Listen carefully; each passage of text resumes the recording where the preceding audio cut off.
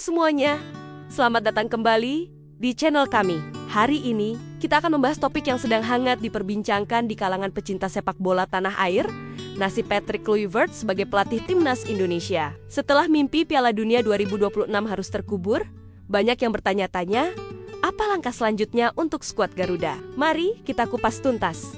Perjalanan timnas Indonesia di bawah asuhan Patrick Kluivert untuk kualifikasi Piala Dunia 2026 telah resmi berakhir. Sayangnya, akhir dari perjalanan ini tidak seperti yang kita semua harapkan. Skuad Garuda harus mengakui keunggulan lawan-lawannya di ronde keempat kualifikasi, dan mimpi untuk berlaga di panggung sepak bola termegah di dunia pun harus ditunda. Seperti yang kita tahu, Patrick Kluivert, legenda sepak bola Belanda, resmi ditunjuk PSSI sebagai pelatih kepala timnas Indonesia pada 8 Januari tahun 2025.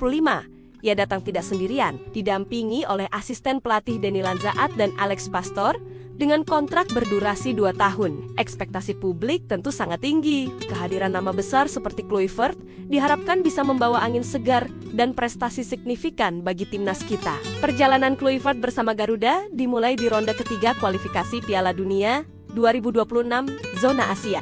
Hasilnya bisa dibilang cukup beragam. Kita mengawali perjuangan dengan kekalahan telak 1-5 dari Australia. Kekalahan ini tentu menjadi pukulan awal yang cukup berat. Namun, tim berhasil bangkit dan menunjukkan mental juaranya dengan meraih 2 kemenangan krusial.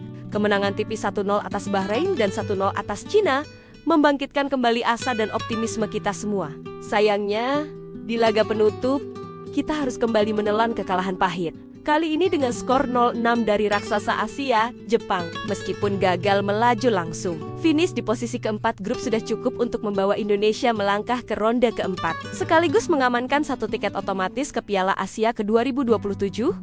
Ini adalah sebuah pencapaian yang patut diapresiasi. Lolos ke Piala Asia secara langsung tentu bukan hal yang mudah, namun tantangan sesungguhnya menanti di ronde keempat. Disinilah harapan kita untuk melihat merah putih berkibar di Piala Dunia 2026 diuji habis-habisan. Skuad Garuda tergabung dalam grup yang sangat berat. Di laga pertama, Jay Itzes dan kawan-kawan harus mengakui keunggulan Arab Saudi dengan skor tipis 2-3. Pertandingan yang sangat menegangkan, di mana kita sempat memberikan perlawanan sengit. Kemudian, di laga penentuan, pasukan kita kembali takluk. Kali ini 0-1 dari Irak. 2 kekalahan ini membuat Indonesia menjadi juru kunci grup B dan secara matematis menutup peluang kita untuk lolos ke Piala Dunia ke 2026. Menyikapi kegagalan ini, Patrick Kluivert menunjukkan sikap seorang satria. Melalui akun media sosial pribadinya, ia menyampaikan pesan yang panjang dan tulus kepada seluruh rakyat Indonesia. Ia tidak lari dari tanggung jawab. Kluivert menulis, "Dear Indonesia, saya merasakan kepedihan dan kekecewaan yang sama seperti Anda. Kekalahan melawan Arab Saudi dan Irak adalah pelajaran pahit, tetapi juga pengingat betapa tingginya impian kita bersama." Ia melanjutkan, "Sebagai pelatih kepala, saya bertanggung jawab penuh. Kami telah memberikan segalanya dengan sepenuh hati, disiplin, dan persatuan. Setiap hari, tim ini telah bekerja untuk berkembang, belajar, dan mewakili Indonesia dengan bangga." Kluivert juga menekankan bahwa meskipun target Piala Dunia tidak tercapai, fondasi penting telah diletakkan. Ia percaya bahwa tim telah menetapkan standar baru dan benih-benih kemajuan telah ditanam, baik dari segi pola pikir, budaya tim, maupun keyakinan bahwa Indonesia pantas berada di panggung terbesar. Ia menutup pesannya dengan ucapan terima kasih yang mendalam kepada para supporter yang tak henti-hentinya memberikan dukungan.